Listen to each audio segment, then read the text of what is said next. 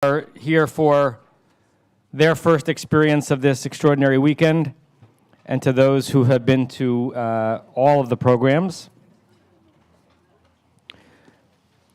If you've been to any of the presentations and you're anything like me, you've enjoyed not only the content of what's been shared on the stage, but the buzz that it has created around the tables.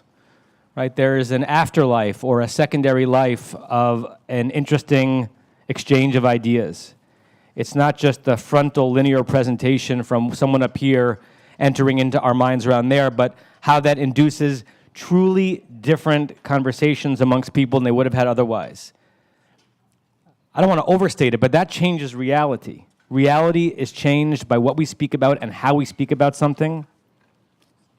And therefore, already, the people who've been a part of this experience are more than a tiny bit transformed, not only because of what they've heard, but how they have begun to think perhaps even a little bit differently about literature, about Israel, about power, about love. And that's been a wonderful thing for me both to witness and also participate in. And similarly, the book itself, if you've read the book, by the way, we have to put a spoiler alert out, because we're talking about the book this morning. So if you need a few more minutes to finish the last 15 pages, you can go into the sanctuary, right? We'll try very hard to not spoil it for those who haven't quite finished it. If you've consumed the book as I have, as with any good literature, reading the last word on the last page is the beginning of the journey. The journey continues as you marinate on what you've been exposed to, as you discuss it with people who have the same take on it as you do and who have very different takes on it than you do. And I've never written a novel and had the world speak about it, but I imagine that Dorit might agree that some of the wonder of the experience of producing this book has been also a witness to see what people are doing with it, how they are holding it, how they are embracing it, how they might be pushing against it. It's the buzz that it creates that is part of the life of the literature itself. I want to begin this morning by expressing tremendous gratitude to the honoree this weekend, whose presence is both felt palpably and missed palpably. Dr. Baruch Link, who, how many times have you heard this over the weekend, would have just loved to be here, lapping up every word, every breakdown of an idea, every treasuring of a concept. He is missed, and he is very, very powerfully present. And expressing gratitude to Dorit for being here and being here as you've been here, so comfortable, so at ease in making us uncomfortable. Right? So grateful. So happy. So willing to engage with us as if we've known you forever. It's true. It's true. It's actually true. That does say something about the beautiful breadth of the Jewish experience. And I want to express gratitude to Terry for her vision for finding a way to convert or transmute grief into this kind of communal beauty, and to Joel and to Ed for taking an idea and just making sure that it came to fruition. I don't think anyone could have imagined how spectacular this has been, and we're already looking forward to the next iteration of it. It shouldn't be such an amazing thing that is worth noting to have people come together of all different stripes and discuss and engage in ideas with candor and respect, even when some of the ideas are hard to deal with. And this deep dive into this kind of literature has made that happen again in our community this weekend. And there's something really wonderful about that. This last session, which we're going to introduce in a second with some more of Baruch's poetry, is really about the book, All the Rivers, and the questions about to what extent this book can be lifted up from its political atmosphere. Is there anything that is no longer political in this world? One could read this book and say it's a book about love. It's a book about longing. It's a book about mortality.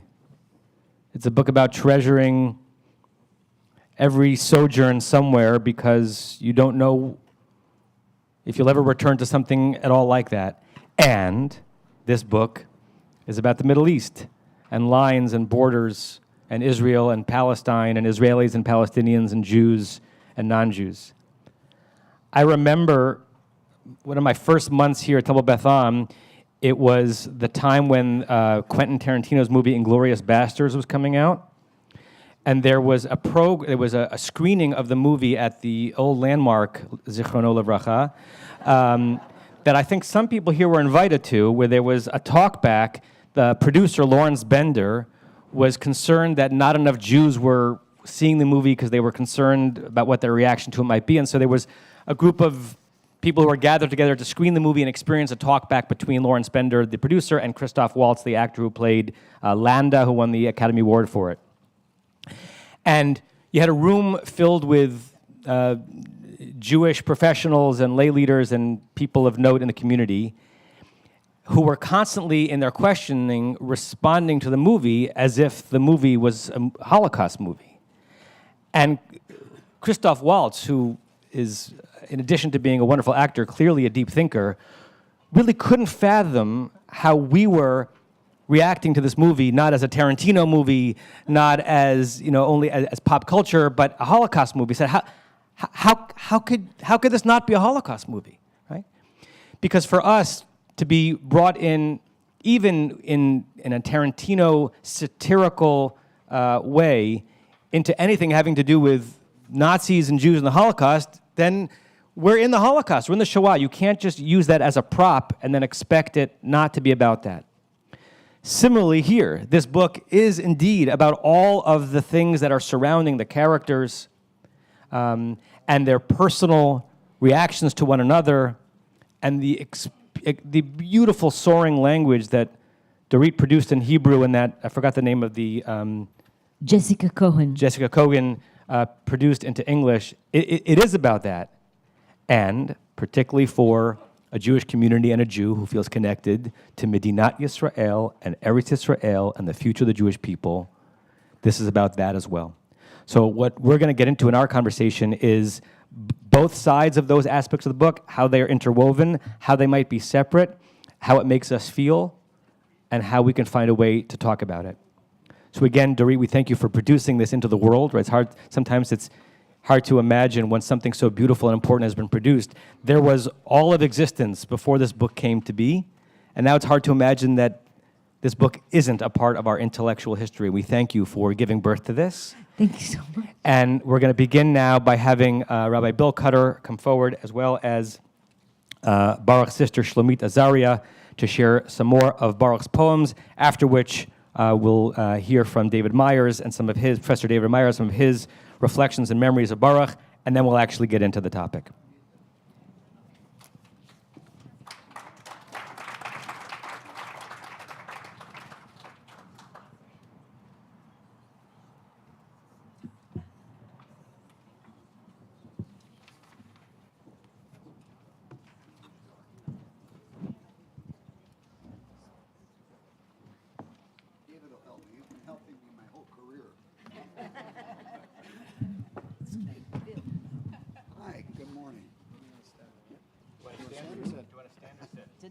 No, I'm fine.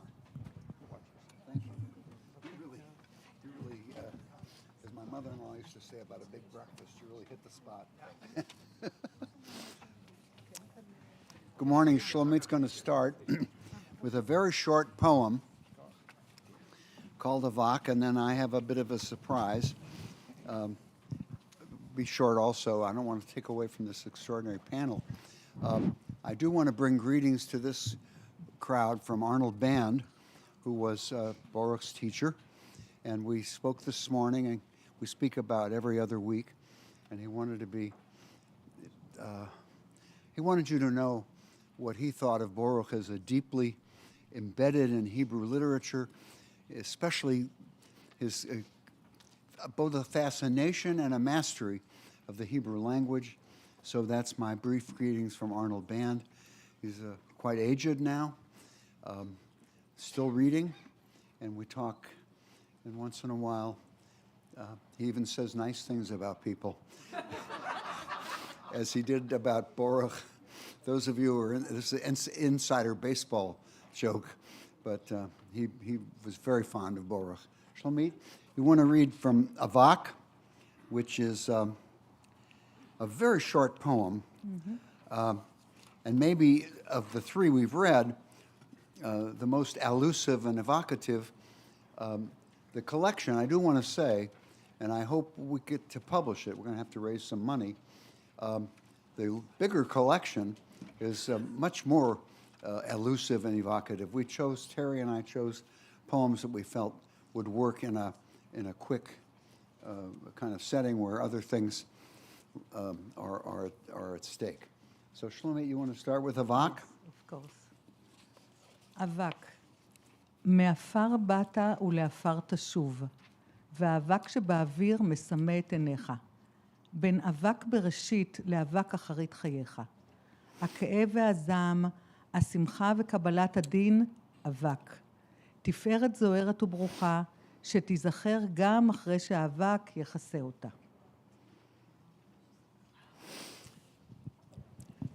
From the earth you came, and to earth you shall return, and the dust in the air blinds your eyes. Between the dust of Bereshit to dust of final things is your life. The pain and the outrage, the joy and the resignation are all dust. The bright and blessed glory that will be remembered after the dust enfolds you. I want to thank you, well, of course, especially Terry, but for giving me this privilege of re-experiencing Baruch in this way and sharing a little bit with you, and Tal, to get to see Tal as a grown-up,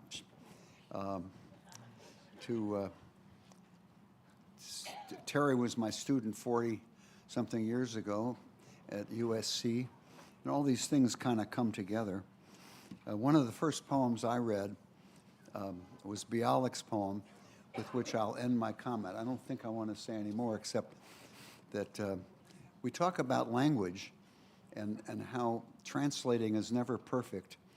I was thinking about Beth Am and how my wife studied Hebrew at Beit Ha'am in Jerusalem, how Eichmann studied Israel at Beit Ha'am in Jerusalem, and now it's Beth Am. And think about that in all of its implications.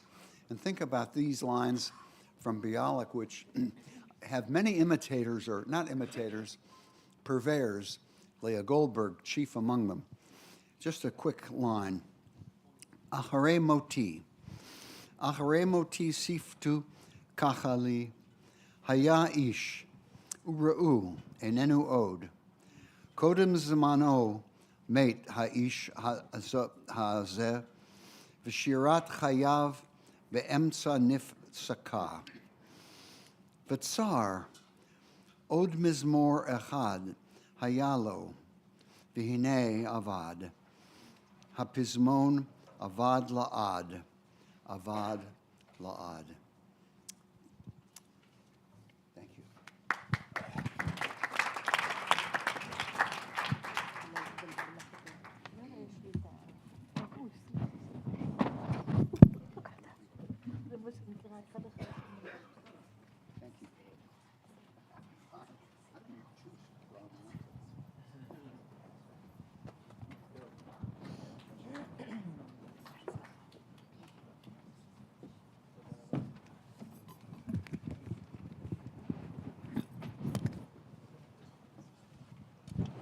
Well, good morning.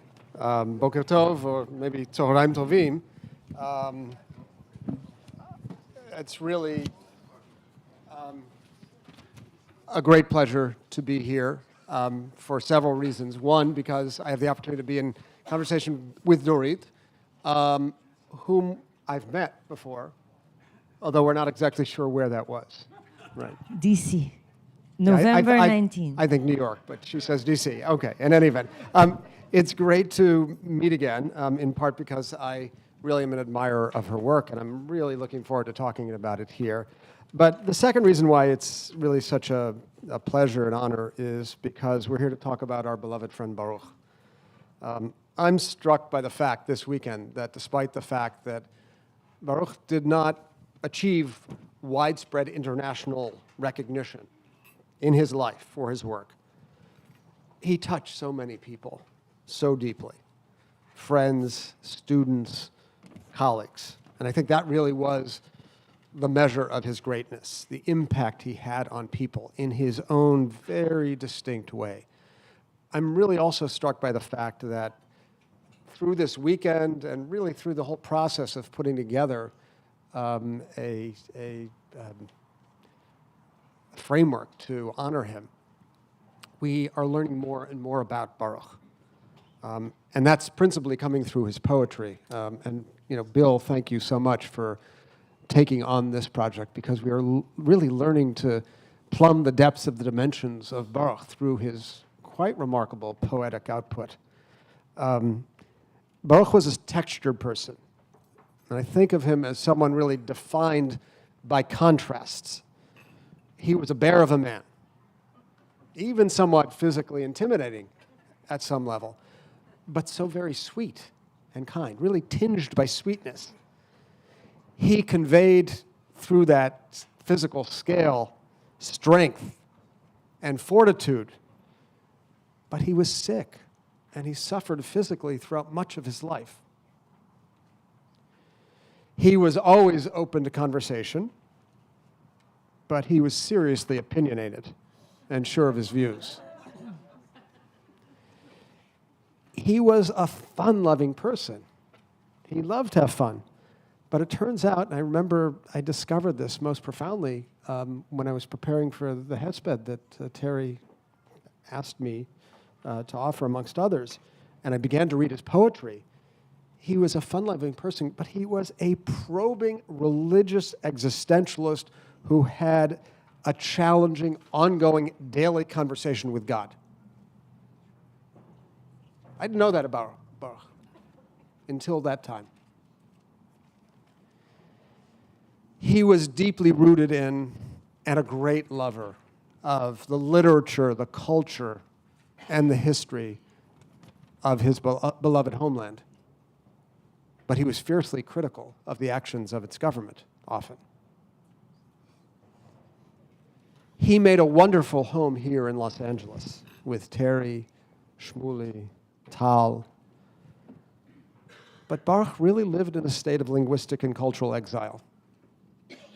His homeland was Hebrew. אני חייב לומר כמה מילים בעברית, כי זה קצת משונה. אני חושב שבחיי לא החלפתי מילה באנגלית עם ברוך. וזה חסר. הוא חסר, וזה חסר. His Hebrew was decidedly not at home. It was always pulled between Babylon and Jerusalem, between homeland and exile, between a sense of bait, of home, and nikur, alienation. That was the space where he lived. That was the space where his poetry dwelt. And this brings me to our conversation, because I think of bait and nikur, of home and alienation, when I think of your novel, Dorit, translated into English as All the Rivers. So this is a book published in Hebrew in 2014 as Gader Chaya. It was a novel that won widespread acclaim, but then became a source of controversy the following year in 2015, when the Israeli Ministry of Education initially included and then banned it from instruction in high school. Why was that? Because the book is, as most of you know well, is a story of a love affair between a visiting Israeli Jewish woman and a Palestinian man in New York. It's a story of home and alienation, bait and nikur. It would seem as if it was only in New York that these two protagonists could have hooked up.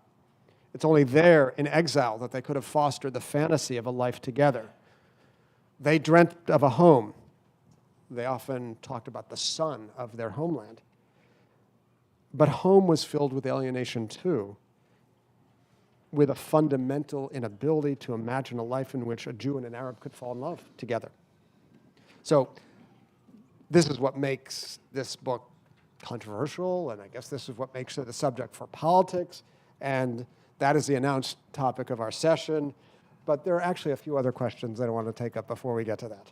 And first is the idea, let's begin with some modest concepts. The idea of truth. I'm an historian. My goal is to capture the past as it actually occurred. That's the classic formulation of the great 19th century historian Leopold von Ranke, to capture the past as it actually occurred. We have all sorts of sort of postmodern reservations about our ability to understand the past as it actually occurred, but at the end of the day, that's what we want to do. The author of fiction has a different goal. Fiction writers have a different understanding of truth. So I'm curious to know, what's the truth you're looking for when you write? What's the truth you're looking for in this book? Do you want to tell us something about love, about romance, about the conflict? And there's another obvious question lurking behind it that I'll get to in just a second. But I want to know how you understand truth. What's lurking? What, I mean, I didn't get what's the get to shadow that. that you were hinting. We'll get there. Okay, wow. Yeah, if you don't get it, we'll get there. We'll get there. We share one thing. It's the love of truth. We love the truth. The historian truthfully is looking after the facts, and us, we're looking for whatever the facts may lead us to, which what would the facts would open up in our imagination. Because we do believe with the spark of biographical experience that we know very well of. Otherwise, you cannot tell a story that you're not controlling. The performance of storytelling is the performance of control. You control the tension, you control the plot, you control what's coming next, what's the impact. And I need to be sure of where I'm taking you after me, after my thought. But it's always an immense portion of imagination, of invention, of fantasy that a fiction story requires in order to become at least as powerful as life.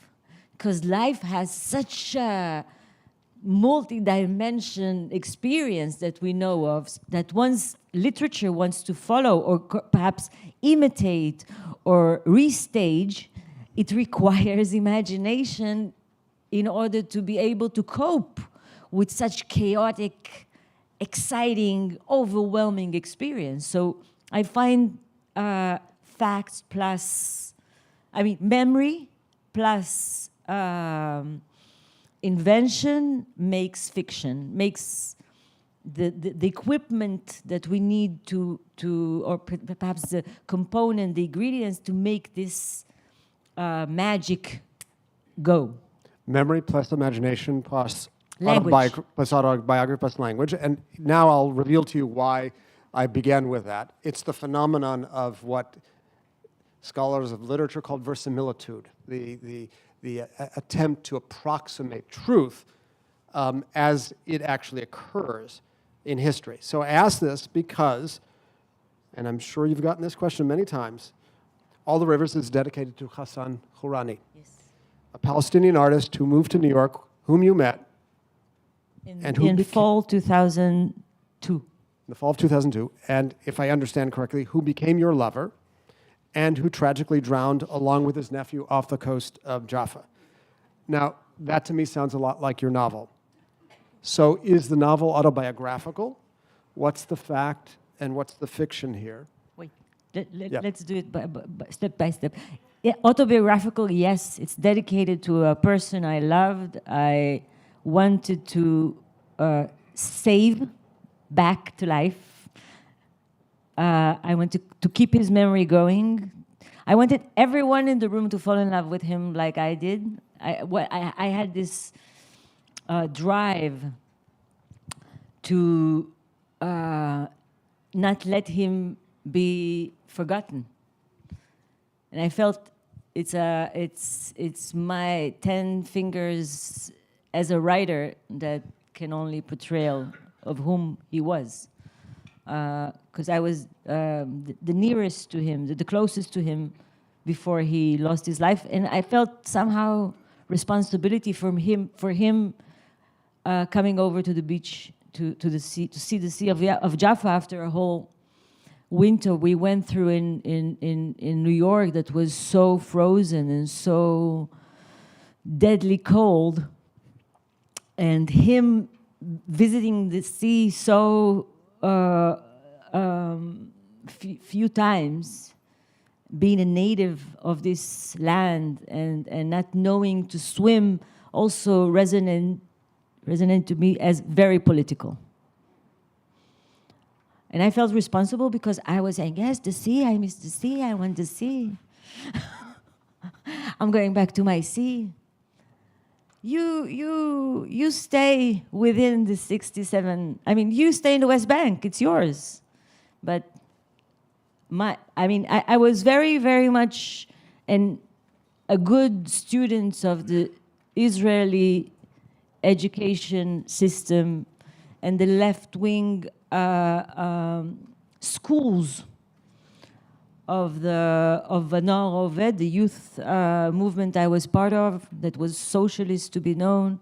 And we were taught that the two-state solution is the only solution. And we internalized it. And I found something about this separation element, this unbearable idea of mixture to be passed on to us as young Israelis to follow 2,000 years of diasporic life, where the repeated obey, or perhaps the big no-no, is not to mix. We don't mix dairy and meat by some crazy ritual. We do it because it serves the command not to mix with others, right? We don't mix certain fabrics with others at the same cloth because it's all to do with reciting to the next generation not to get involved romantically with the others. And this is repeated. You joke because you laugh because it's because you agree, or because it's ridiculous, or because of what? Yes. Oh, separation is a crucial element in the DNA of Jews when they were stateless. When we were without a frame of territory to contain our nationhood feelings, the halakha had given Jews in diasporic life, when they were refugees away from home, a way to preserve, to capsulize their memory, their identity. And this identity had to be shifted or moved on from one generation to another. So the whole thought of the halakha teaching us not to have an ox and a donkey work at the same field, it sounds like, who came up with this strange idea? Everything that has to do with separation between Shabbat and midweek, between sacred and non-sacred, everything to do with assimilation. Am I making it up? I would agree with you on kashrut.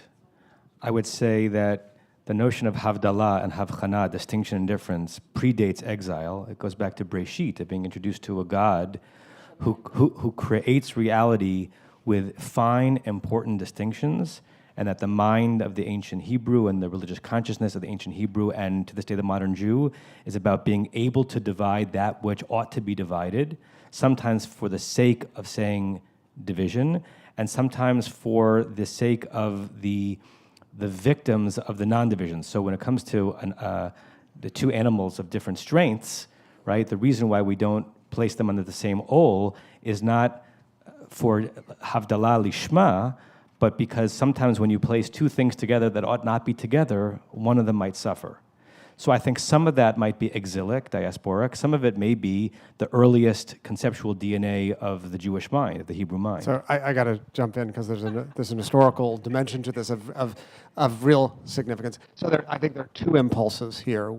One is the impulse that you describe, which is the impulse to separation. I mean, perhaps inhering in the very notion of an am skula.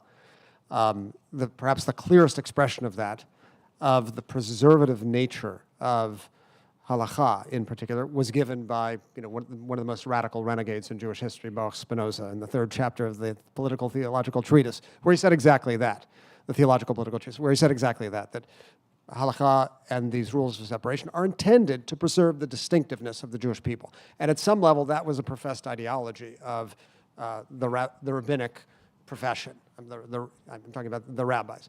But, as was brilliantly shown by the great Gerson Cohen in a famous article called The Blessing of Assimilation in Jewish History, in actual practice, Jews have always enmeshed themselves in the host societies of which they were part, learning the language, the social norms, the habits, the culinary habits. I mean, that's why you have this explosive mosaic of Jewish culinary and ritual traditions, for that matter. So anyway, this is a fantastic argument, but maybe not ours today, to take this question up. I want to go back to actually what really interests me as an historian is you have the story, the real experience of Hassan, and then you have the fictional character of Hilmi.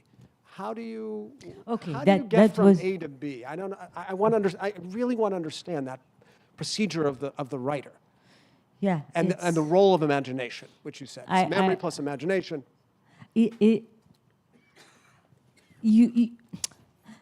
not the what that I spent more than 6 years writing. It's the how.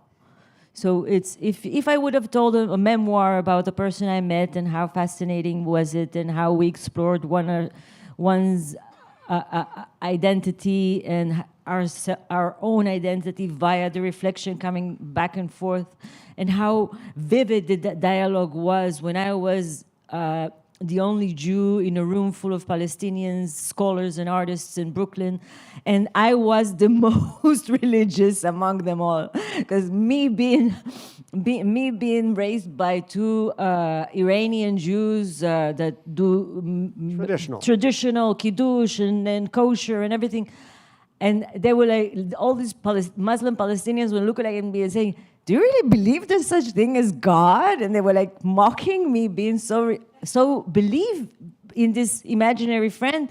And I was saying, God forbid, yes, of course.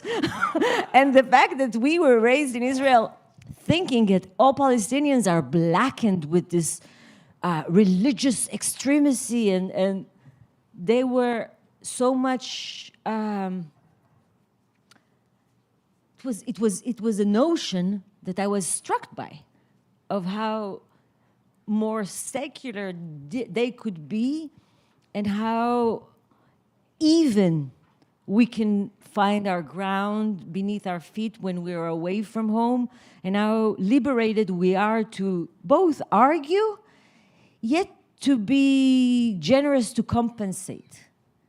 There is something about the distance that you see Middle Eastern Jews and Arabs get drawn one to another, because we recognize something very similar. We are intrigued by the similarities, because at home all we have is all the differences and how we threaten one another. And when I had the acknowledgement that I'm going to write this book, yep, I had to differ myself from Liat, the narrator, the Israeli narrator, and Hassan from Hilmi, not because I didn't want to honor who he was. Yesterday I gave you a short quote of him being present in the room where I was writing, him being so emotional, so sensitive, being so overwhelmed with this artistic process that he was going through. and him whispering in my mind, "Come on, I'm an Arab man. You're making me too emotional, too feminine." I had to keep nobody's pride but my characters. Hassan gave me the inspiration. He gave me so much of the experiences and so much of the involvement we were sharing, but also he had given me the perspective of looking back towards home via his eyes.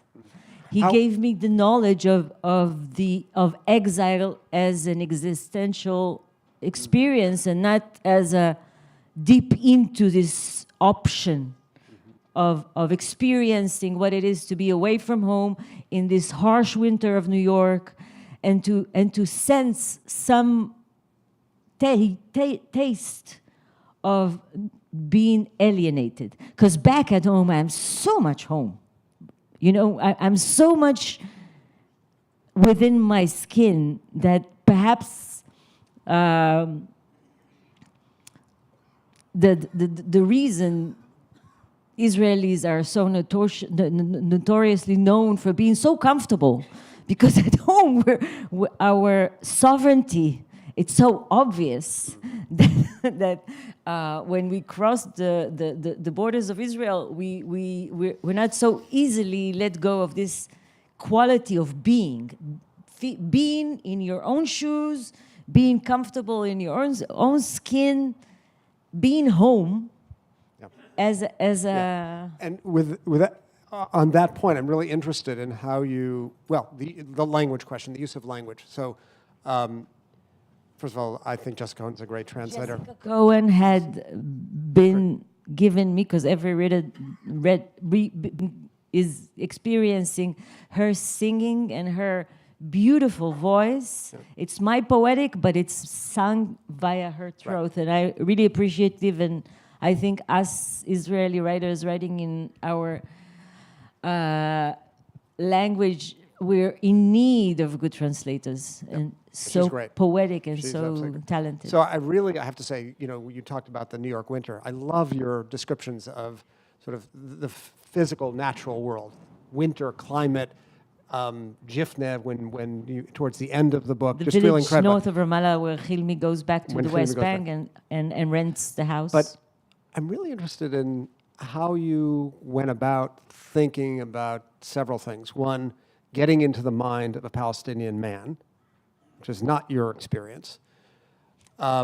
Doing so in New York at a distance with that measure of alienation, and then trying to imagine the language that they will be speaking as English, right? Yeah, and not perfect English, right? Sure. Because these are, which is, you know, I think It was funny.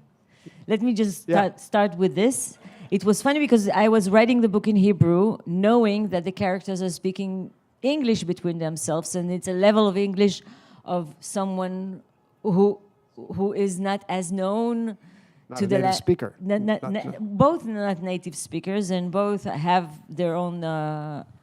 So there's a level of English speaking that I know of we all do, talking to the certain other, that what's the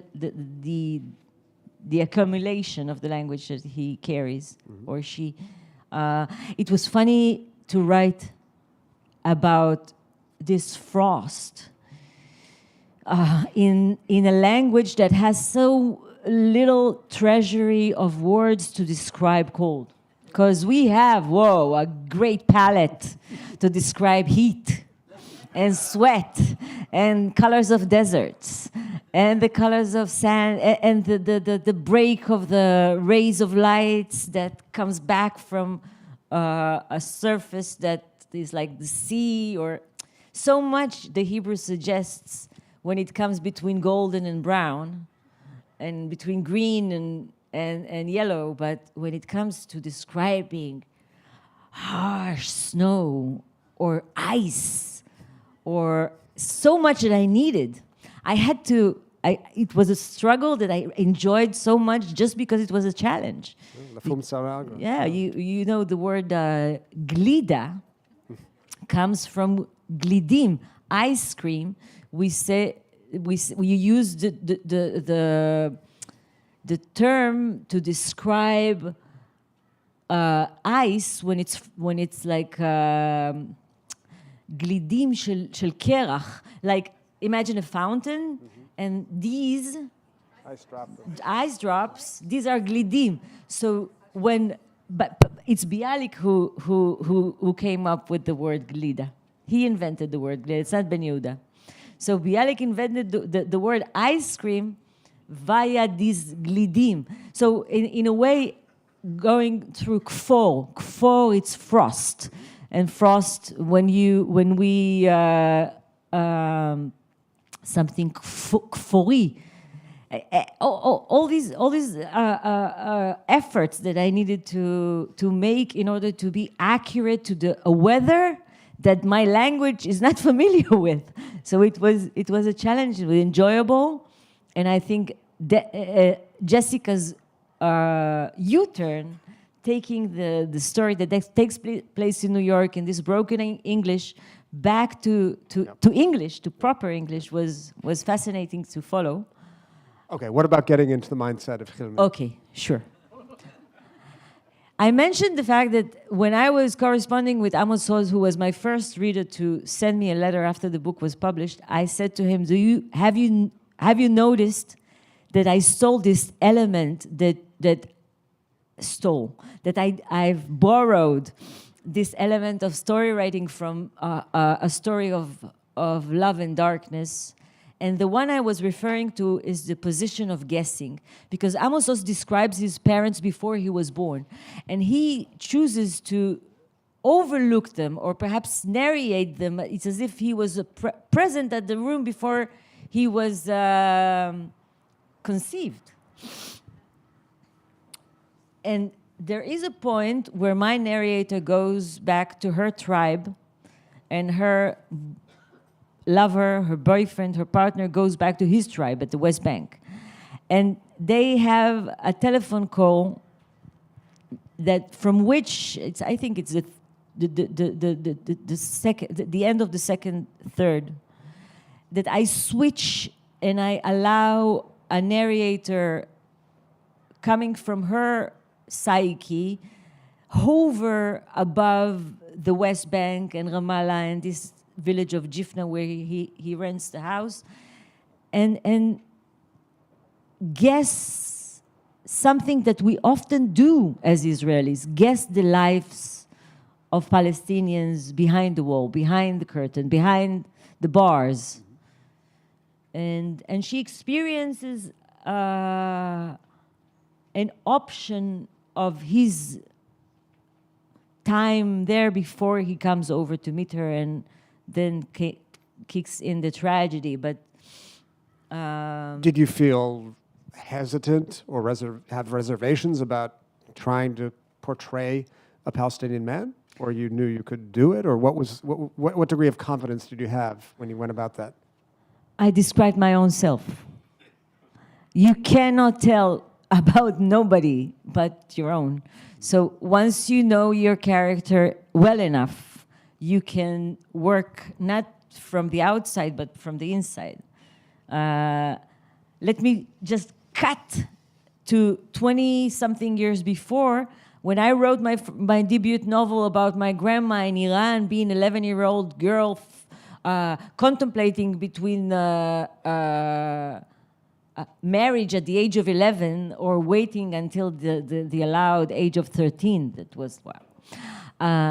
I didn't write about my grandma. I wasn't such a good granddaughter.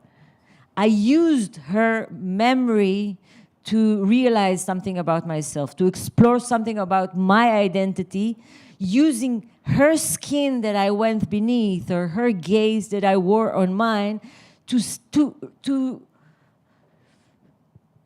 outline what is me and what is her, what is the Persian seed that I evolved from, and what is the Israeli author that is portraying her as my reflection. I used her mirror, broken mirror to again deep into my own identity, my own self. So even when I write about a Palestinian man that I knew very well and adopted into a character, yet it's always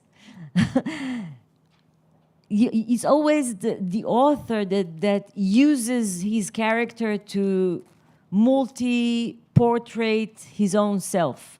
So it's eventually it's a man and a woman the same when it comes to this. It's a Palestinian and an Israeli, and it's always us. I have to be apologetic about it again, that it sounds so narcissistic, but it's our only way to make a story believable is us to believe in it to begin with. Us, we are the first readers of what we write.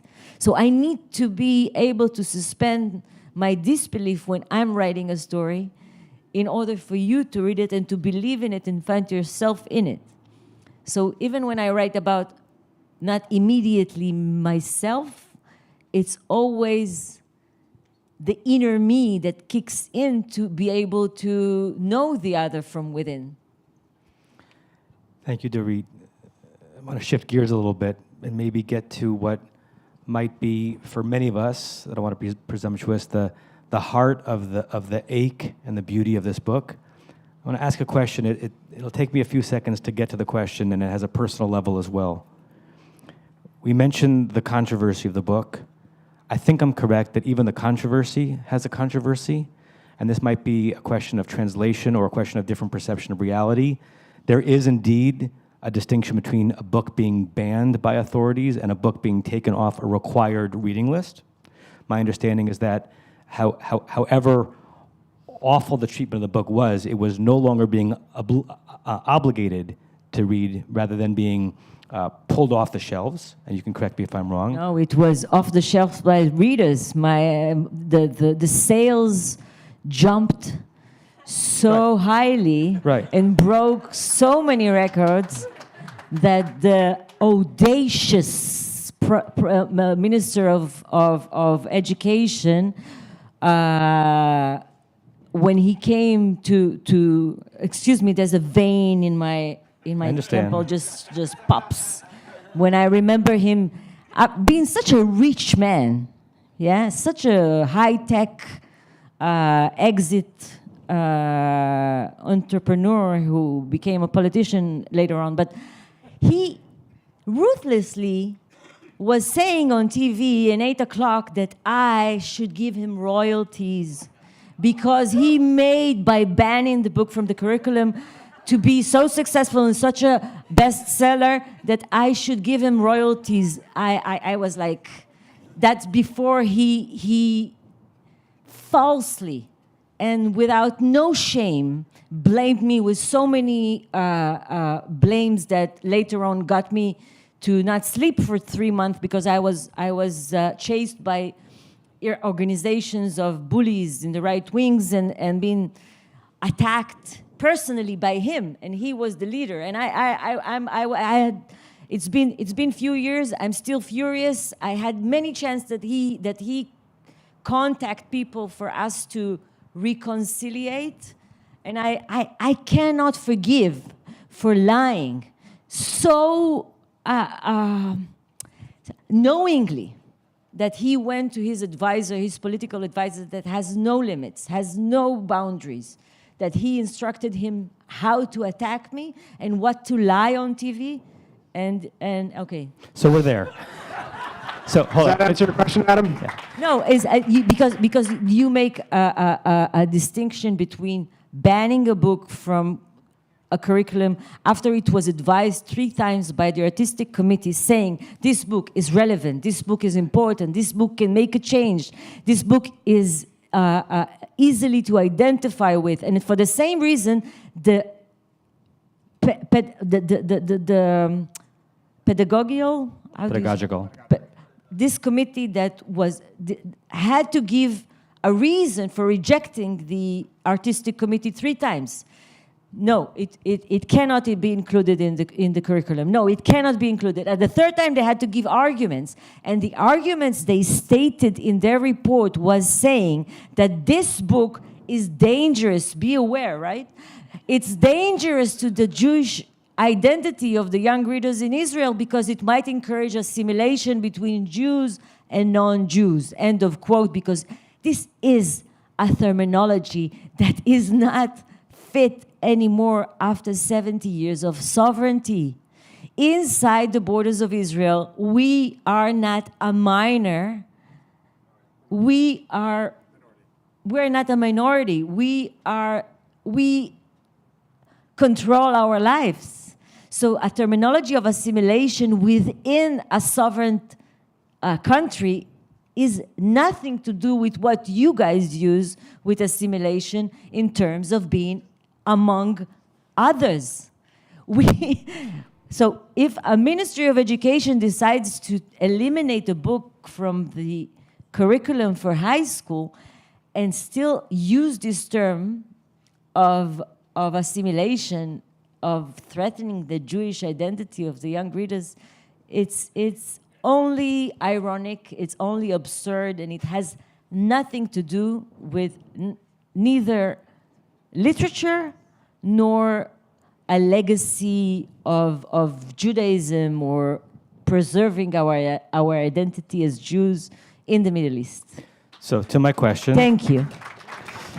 So first, I completely understand that assimilation means something very different to an Israeli Jew than it does to an American Jew.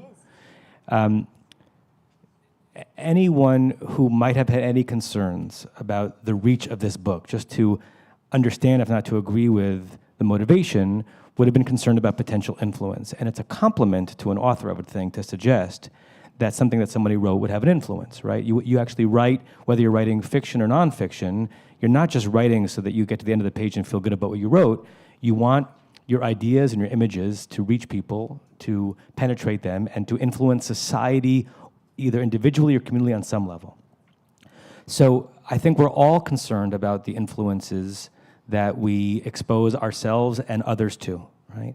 So my question for you, and then a personal coda, no, it's open, b'chavod, is setting aside what you might consider the histrionic fears of others who are concerned about the influence that your book might have.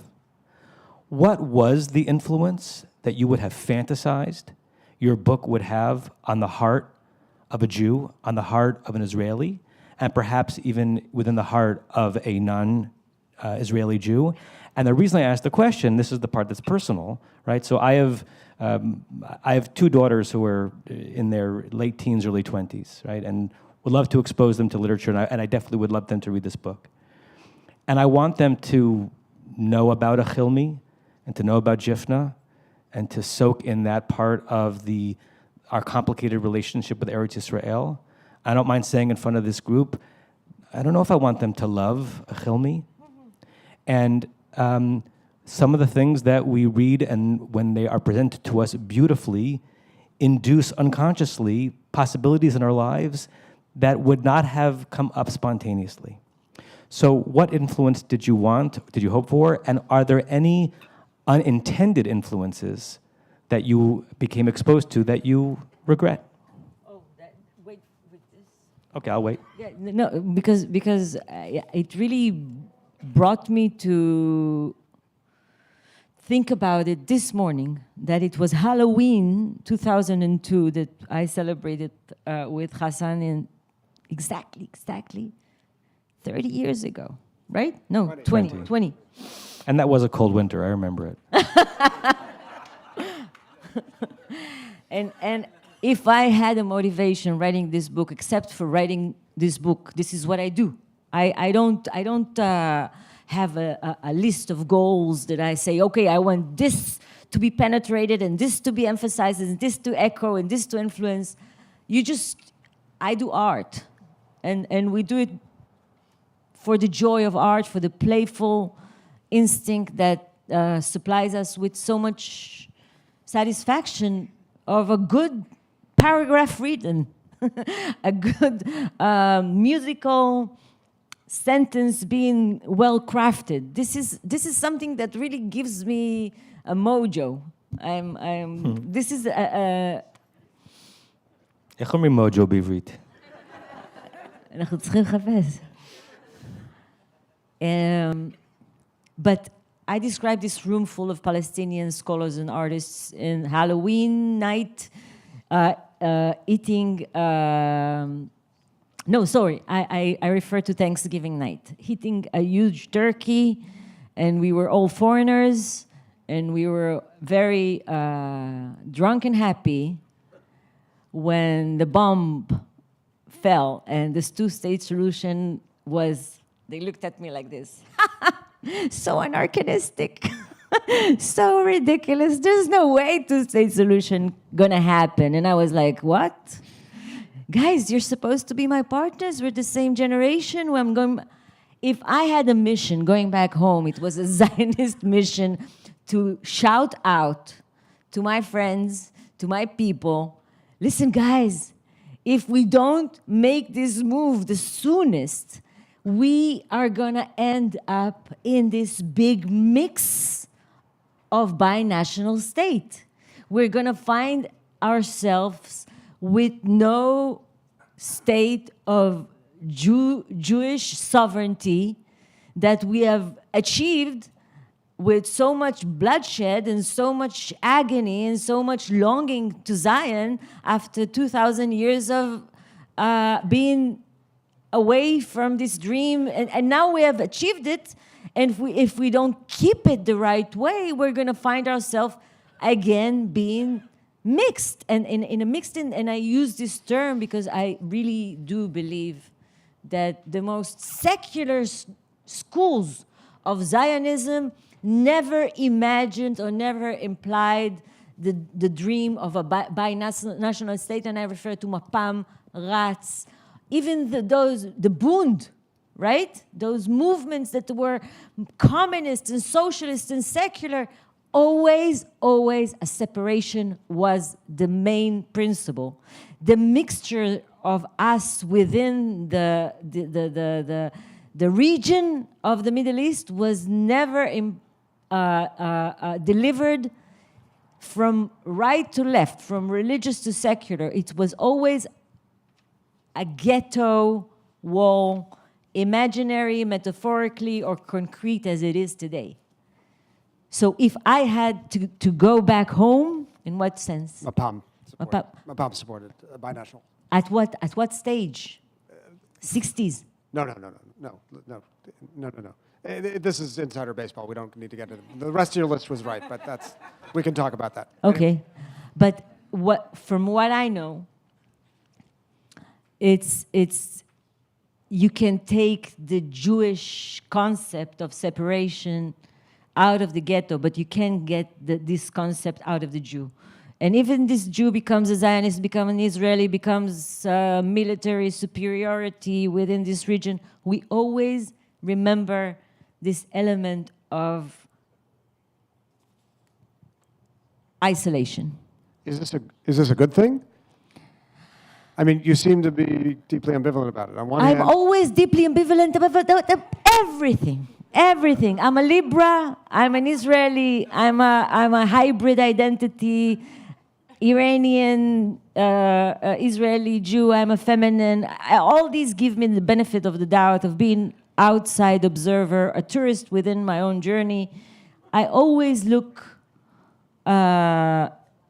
Unfortunately, sometimes I would love to let go of it, but I'm ambivalent about everything, and this element of isolation and belonging, of being alienated to what is most mine. I can't be critical, or of course critical from a motivation of wanting it to become better, yeah? I can't be critical about my own camp, and this book is more than ever, more than anything else, it's critical towards my own camp in a sense that there is no way a peace wouldn't have been achieved if we wanted peace enough and we weren't being intimidated by peace. Very much like my character, who is intimidated by the power of love of her Arab lover, us Israelis are intimidated by the idea of maintaining, and having peaceful life with our Arab neighbors. Love and peace, they dance a strange duet in this plot. Sounds like the effects of a trauma that we perhaps can talk about. I know you have a question.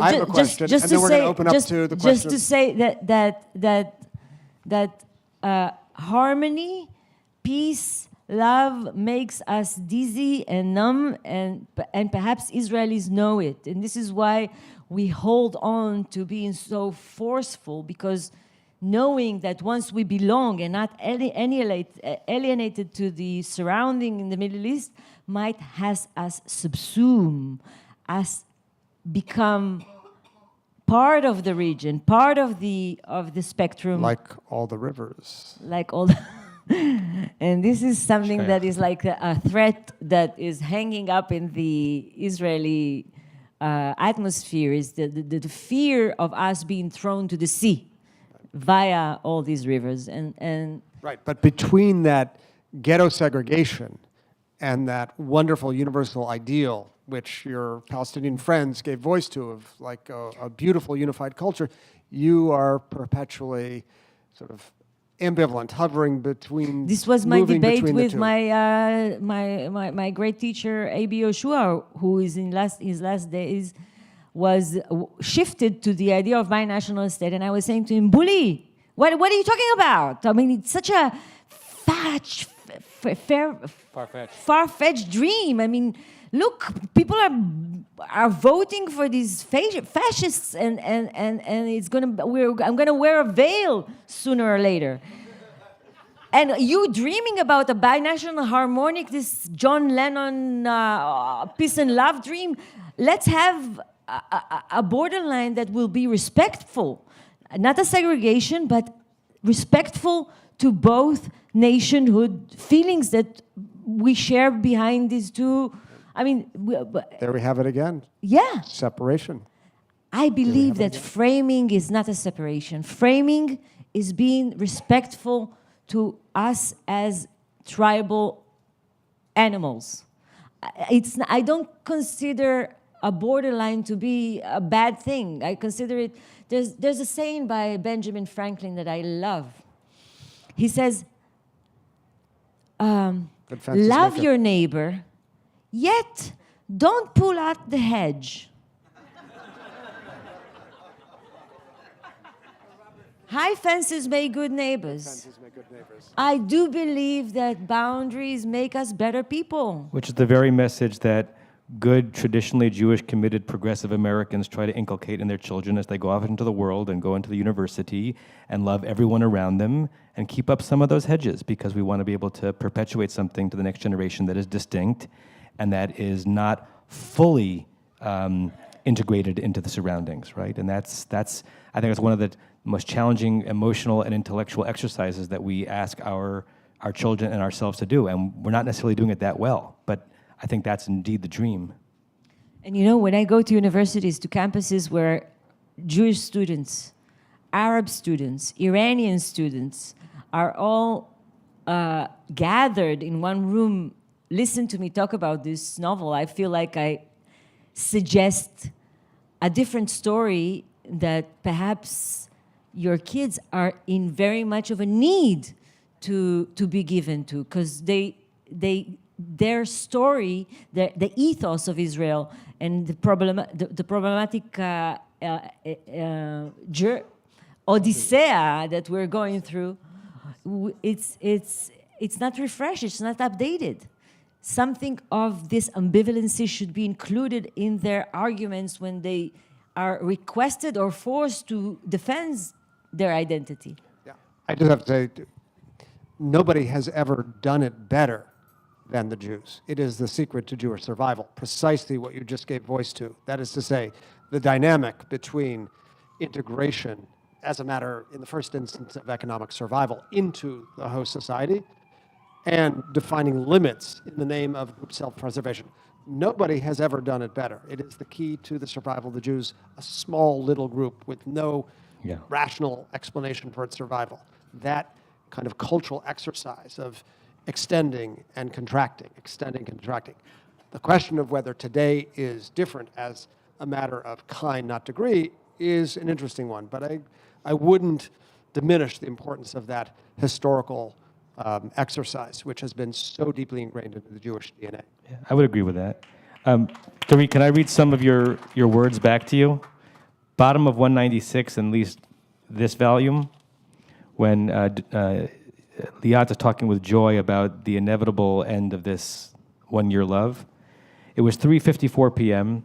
I blinked back the tears that suddenly came to my eyes. Life goes on, I wanted to tell Joy. You can't keep remembering that the end is near. You just get up in the morning and somehow forget. And as I read those words and thought about, all of mortality and our consciousness of it, I wondered how much of this book is about the necessary ignoring of inevitable ends of things. You didn't prepare me to be emotional, to become. Because it's somehow a circle being enclosed in this trip, and it is 20 years. It's unbelievable.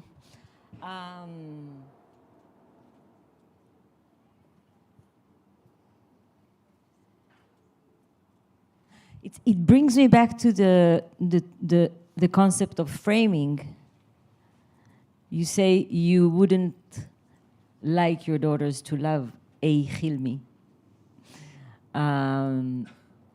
And my character, my heroine, the protagonist Liad, the Israeli who falls in love with Hilmi, has the same pounding fear in her. And she registered to her family at home, not only the immediate mom and dad family, but the Israeliness as a family reference of right and wrong and of what is allowed and what is not allowed. And I want to pour into this kalachat, to this turmoil, the element of her having a Mizrahi identity, like myself. Because she's not European, Jews-oriented Israeli who falls in love with an Arab Palestinian Muslim in New York. She's much more Persian. They get insulted when they say about them that they're Arabs. They're not. Okay, they're Aryans. They're Iranians. They're like Here we wouldn't advertise so much. Yeah. they have this dual complexity. The Jewish Iranians, they have both the superior megalomanic Am HaNivchar, the chosen people complexity, and the Iranian superiority of the empire of Persia. Anyway. And Tadig. And Tadig. This is a good reason to be proud. Anyway, but the fact that she's a Mizrahi Jew brings her much more to the hues or to the shades of her identity being closer to the Arabness. She's not, an Ashkenazi Israeli who falls in love with this groovy Palestinian artist and just like brags about her Arab friend. No, she's terrified of how close her Israeli Mizrahi identity is to the Palestinian Muslim identity, to the Arabness and Mizrahi Jews who were living among Arabs for 2,000 years of diasporic life and somehow adopted very much of the Arab ways, of the Arab mentalities. So it's not that she's free of the contemplating about this difficulty.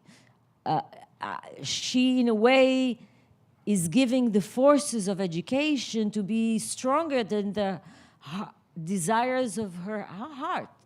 She doesn't follow what her heart tells her. It's her mind and her formulation of outlook that makes her decision to let go of this love, to frame this love, to acknowledge that it has to end.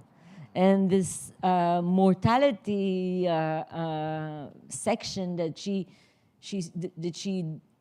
wants to say this, to this American Christian, this friend of her, she says, you cannot live with the angel of death on your shoulder. You have to let it fly away, because otherwise you wouldn't be able to dance, to play, to enjoy life. We all know something's going to end someday, but if we remember this every day, and she has a reminder coming towards her from that point in the book. She just buy a box of cornflakes and she sees the date. She just, everything reflects the end coming towards her, that it's not forever, that their love is limited. But in a way, it deepens the ally. Remember the part when there's a section when she gets ill, and their shared destiny is really emphasized in an echo via her weakness. I want to ask, for at least for me, a final question, I guess with two parts, which brings us back to the sort of announced title of this session. And the first part of it is, did you imagine this as a political book? It is a political book. Wait, what does that mean for you? Because we, as Israelis, we're Wait. political entities no matter what. Yeah. Is that a function of literature as you understand it? And that's number one. And number two, what did you learn about your society from the reaction to it? So it's a question about both intentions and reception and the politics of both. I said yesterday that we don't know Q and A's. You know, we know it's A's and Q's. I didn't let you finish a sentence. I'm sorry. No, it's just that the political scandal around this novel is in a way has a life of its own. Because I wrote a political novel because it deals... In what sense? What does that mean for you? You wanted Israeli society to understand that there could be a possibility of peace. I don't correspond with Israeli society. Okay. Whom do you imagine? I correspond with my own self. Do you have a a reader in mind when you? Myself. And what did you want to teach It has yourself? to be kept intimate. Otherwise, it becomes too general.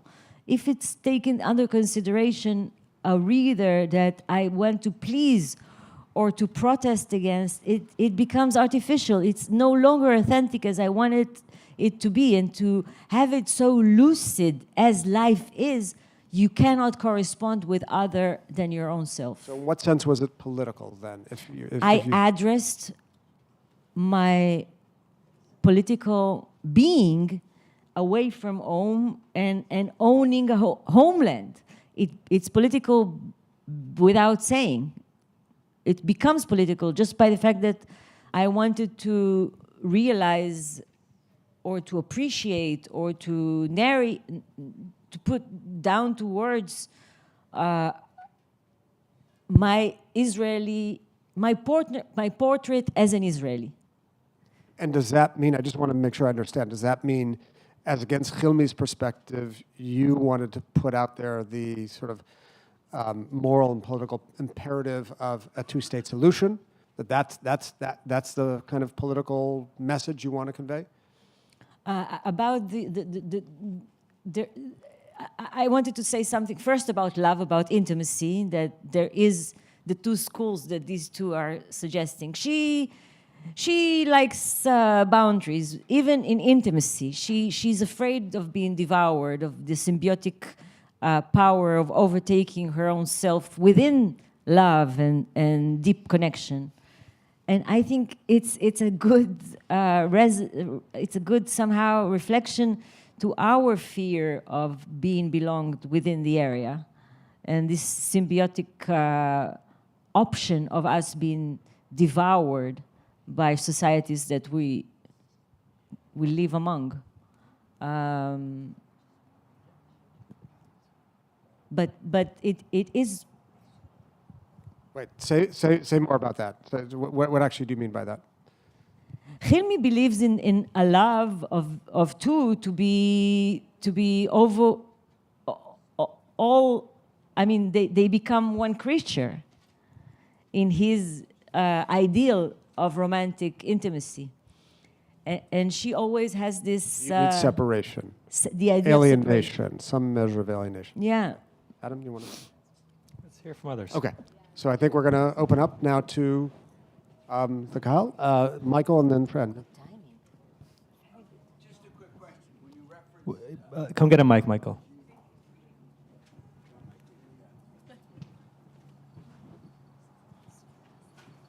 Remember, only we get to make statements as questions. You don't. And hence I won't make a statement. But when you were describing the room in Brooklyn and all Palestinians and yourself, and you talked in terms of their broken English. No, it's Hilmi's broken English. And within that Palestinian group, my question would be, A, are you fluent in Arabic? And did they speak in Arabic? All in English. All in English. And they were much more eloquent than I was. No, and that's what I was going to ask, is that and do you speak Arabic yourself? No, unfortunately, we at the age of at 7th grade, we're requested to choose between French and Arabic, and because I live in Canada, I chose French, and I never learned Arabic. And I think this is intentional, that not so many Israelis, as it should be, speak Arabic because someone wanted to differ or put an obstacle between intimacies that might be created between Israel, Jewish and Arabs. And it's not by accident. Somebody at the Ministry of Education, not in 2015 like I confronted them, somebody at the early age of the Israeli state establishment made this choice that we won't be able to correspond easily, freely, in the ground, in the weed. I mean, because someone wanted to have this hedge. The book in Hebrew is titled Hedge, but it doesn't sound poetic as in Hebrew. In Hebrew, Gader Chaya is a fence that has a life of its own. It has a potential of dramatic action being taken. It's alive. And the actual Gader Chaya, the actual barrier, is the language, is the fact that we cannot connect. And what we see nowadays in the past decades, it's a major force, major change in the Israeli demographic, is the Arab Israeli, the 48 Israelis who are going through a process of Israelization. They're becoming so very Ashkenazis. They're becoming so very Israelis in a sense that they internalize the right Hebrew, the right habits, their identity is becoming much more assimilated. If there was a danger or threat of assimilation, is for them to assimilate within us. And in a lesson we learned from Jewish history, that induces anxiety Anxiety on and the part of sure. majority culture. 2 I think we have days another from now, I question. hope to have a good reason to relief, for a breath of relief. I'm not looking for enthusiastic results, but a breath of relief would be good enough. Next question. Your book was a wonderful choice to honor Baruch Link because he is someone who constantly and daily, personally and professionally, dealt with the yearning and being in diaspora and being in Galut. Professionally, we know about his accomplishments and focus on the literature of his homeland. And daily, he dealt with living a life in Galut and finding to forge that path. You experienced that yearning at a much younger stage in your life, at a very formative and different experience. You are now here seeing part of the life that Baruch lived and how he made it work for him and how our community makes it work. And I'd like to know about your observation about not necessarily only our community, but how Jews in the United States try to forge our loyalties to Israel, our Jewish identity, and our Galut relationships. You're doing very much okay. I'm very great. I'm in behalf of millions. I'm grateful, and I think you give us so much justifications that Israelis are not aware of. They're not taught to appreciate. They should do much more should be done in this area of educating Israelis of how much we're dependent and how much we should be thanking every day that ends with a peaceful note to you guys and your care for us and this corresponding, this ally, this affiliation, this connection, this hand reaching out and holding on. And you guys, you have your own issues to deal with here. And you guys have to be apologetics for us. And not very often you obviously feel close, I mean, in a sense of identification or feeling that you recognize yourself in us. And very often this element of alienation pops up and dances this strange dance within us. As I let's say, as an example, a short example. Yesterday, something I had in mind and I didn't say, that I switch from being a left wing and a right wing a few times a day. It happened to me 6 times this morning. Yes.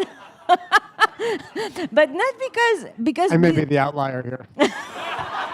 What, sorry? And Shabbat Shalom, everyone. Hold your ideas lightly.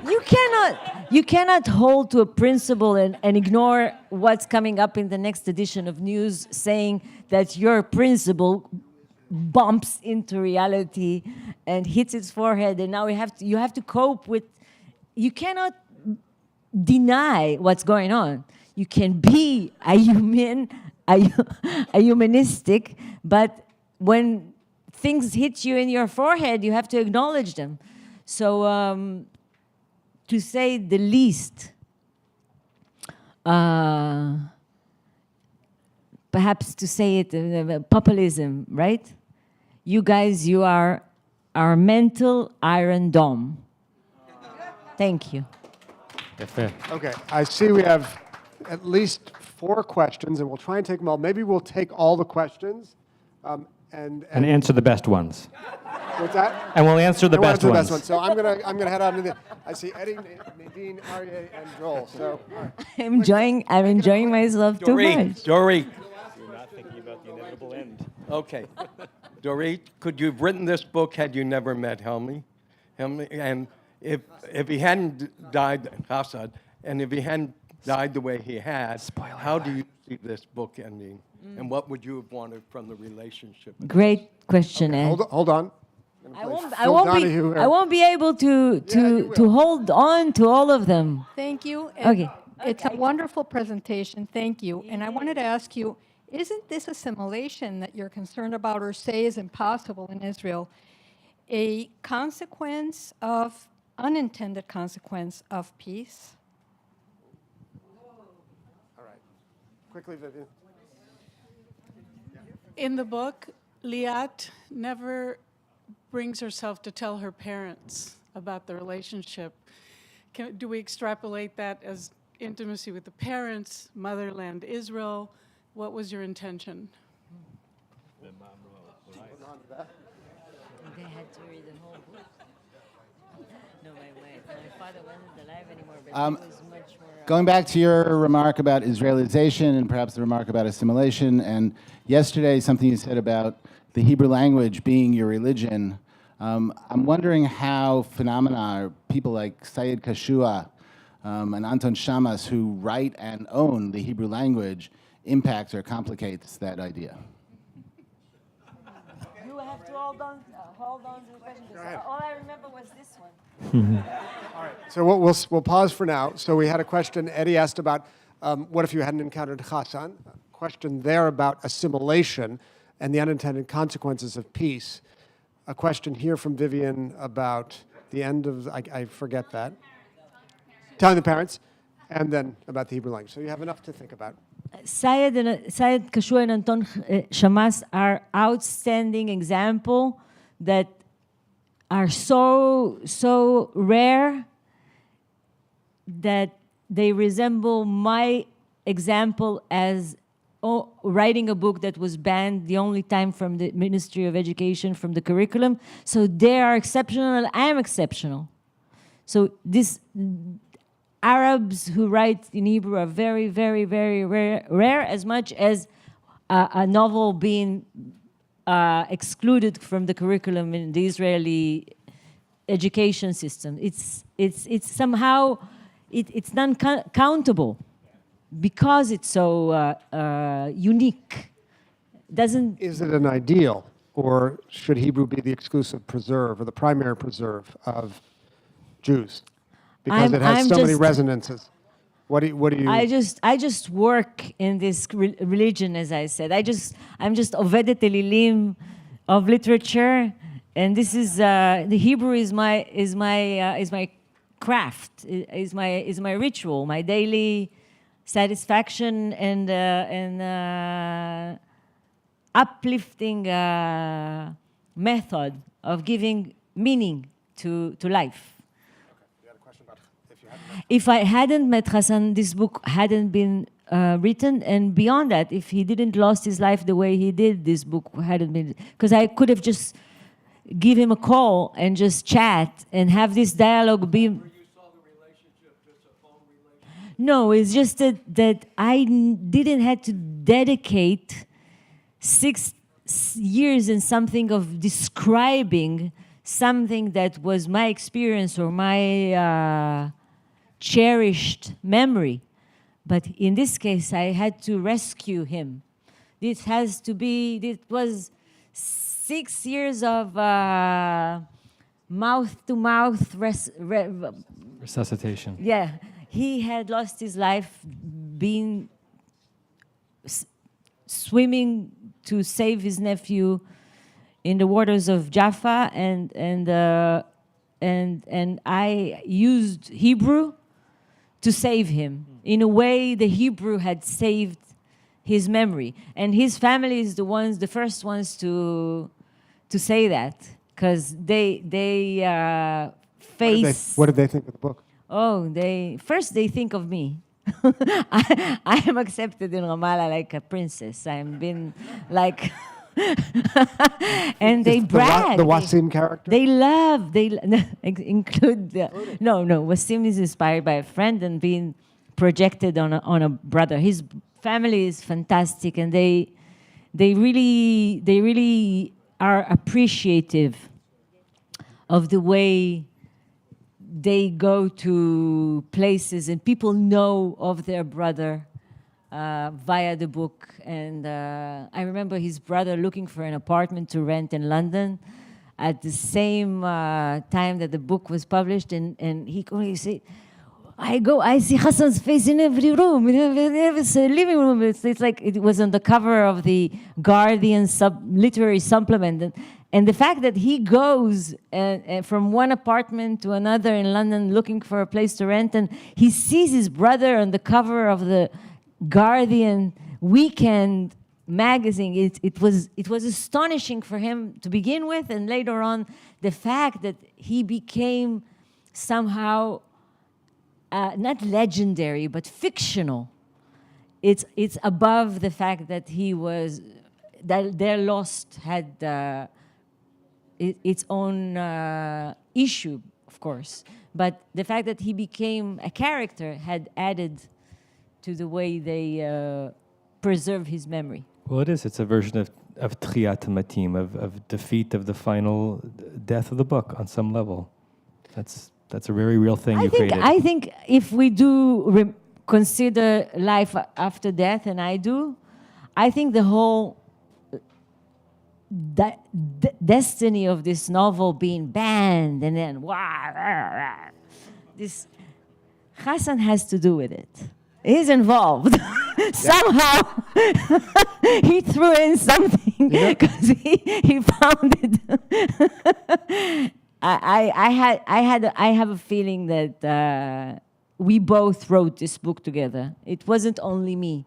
It's my work, his inspiration, but somehow there's a coexistence of us two in writing this novel.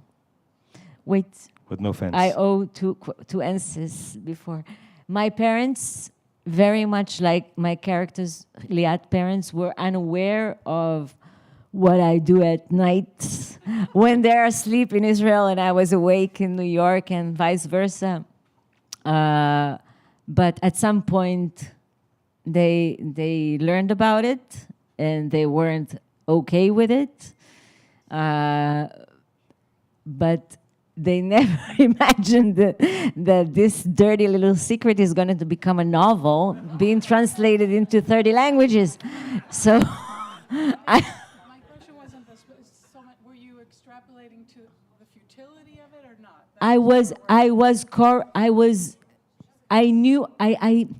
There's a moment where Liat and Hilmi that night they meet, that she imagines her mom and dad wake up in Hod HaSharon, in somewhere in Israel, in their house, and in a way overview her in the subway in New York and says, "What are you doing? He's an Arab. He's not an Israeli Arab. He's from the West Bank. What are you doing?" This worry of crossing the lines is internalized in us so deeply that I don't see why you have to worry. I mean, this is a strong stamp that Jewish kids are being imprinted with. הלוואי. חשבתי שאתה אומר אהבה. גם אהבה. גם אהבה.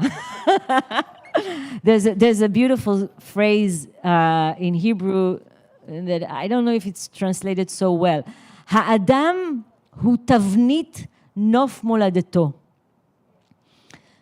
Us humans were imprinted by the landscape of our homeland. And it's not only the geographical landscapes, it's also the mental landscapes that we carry, crossing oceans, being liberated and free to do anything we'd like. Still, there are powers that are pounding within, that are internalized so deeply that perhaps parenthood should be more reliable of the good work you've done. But the question is, in America, this could get us into another hour-long conversation, what is that homeland to which that has imprinted itself on the American Jew? It's not necessarily Israel, and it's not necessarily this wonderful, bizarre thing of progressive, traditional Jewish Americanism, right? That's not as powerful a magnet. So I think there's legitimate concern. I think we're doing a pretty good job, but there's legitimate concern about how deep that does get imprinted on all the people that we want to have it be imprinted on. My instinct is to say that at 12:24, this may not be the question we want to now engage in. I just wanted it to be a mic drop, that's all. Maybe next year's gathering, we will gather. Amen. But I want to say a penultimate word, because you'll, Rabbi Klickfeld, say the final word, which is there are two measures of success of this morning. One is that you were just great, and it was so great to be so much, with you. Jay. Thanks to you. Thanks to you, Adam. Thanks to you guys. Thanks to the presence of Baruch. And Terry knows me enough by now to know that I cannot make it phony in any circumstances. And if I would have felt a drop of artificiality in this closeness that I feel Thank you so much for having me. And I mean this phrase that it becomes so cliche. Thank you so very much for having me. So on that very note, the second measure of success is everything you talked about today, like the artist, the writerly process, the autobiographical, the imaginative, the poetic, the political, love, alienation, are the issues that occupied Baruch Link throughout his entire life. And he would be so engaged with what we've just discussed in the most real, amazing way. And that really is the ultimate measure of the success of this morning, I think. I fully agree, and I fully appreciate it of you. Thank you. I was just going to say my only last word is ad kan, which means until now, and there'll be much, much more. Thank you, everybody. But Ed, you have some Thank you, guys. final words? Terry, final. First of all, we want to thank the people that have been watching this online. We're really glad you're with us. So, Dorit, we're so grateful that you chose us, just as we chose you to be our inaugural speaker. This has been an amazing weekend, thought-provoking, humbling, awesome. Thank you. And homie. We want to thank many people, but first of all, I want to take an embarrassing 1 second and ask everybody on the organizing committee that's worked for the past 9 months to make this happen, plus the senior staff and administrative staff who's here, would you please stand up for just 1 second so we can acknowledge you all? Thank you. You have to stand up too. Thank you. So those are the people we want to thank. We hope that this has been invigorating. We hope that this has been a weekend that's been kind of a spa to your mind, a vacation where you can be replenished by creative, inspiring, thought-provoking ideas. And we're going to build on that. Amen. Thank you. Thank you, Terry.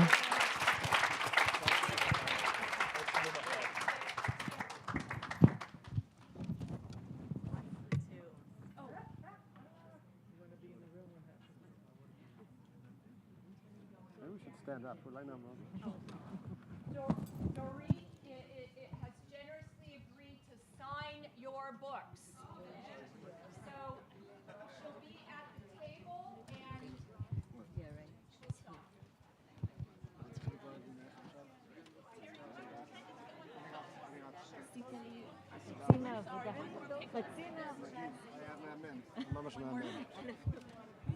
עד הפעם הבאה.